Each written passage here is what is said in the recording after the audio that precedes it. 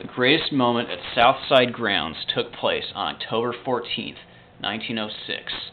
The 1906 World Series was the first ever intra-city matchup in the Fall Classic, as it would pit the Chicago White Sox against the Chicago Cubs.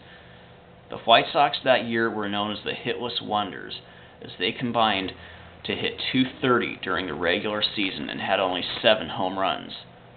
The Cubs were one of baseball's most consistent ball clubs of the time, as they won 116 games during the regular season, a feat that wouldn't be equaled for 95 years, and were playing in what would be their first of 3 straight World Series.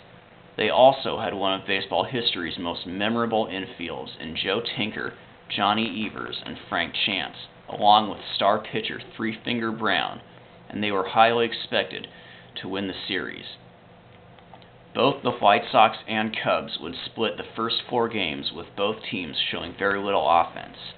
But in Game 5, the White Sox bats would come alive, as the Pale Hose would beat up on the Cubs pitching staff for 12 hits, winning 8-6, and putting them within 1 out of the first ever World Championship for a Chicago team.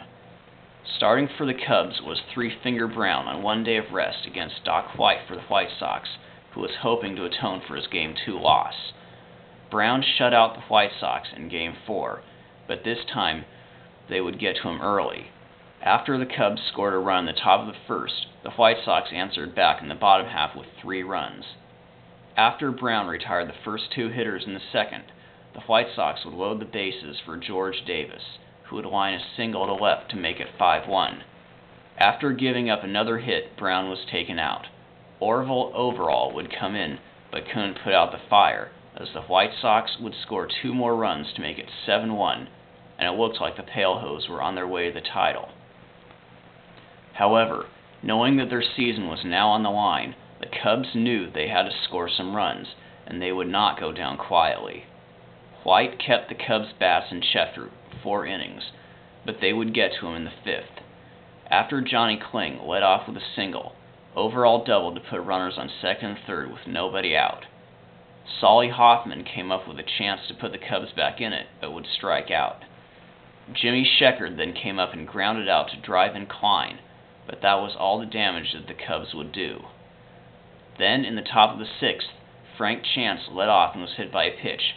1 out later, Joe Tinker would come up and single, sending Chance to second.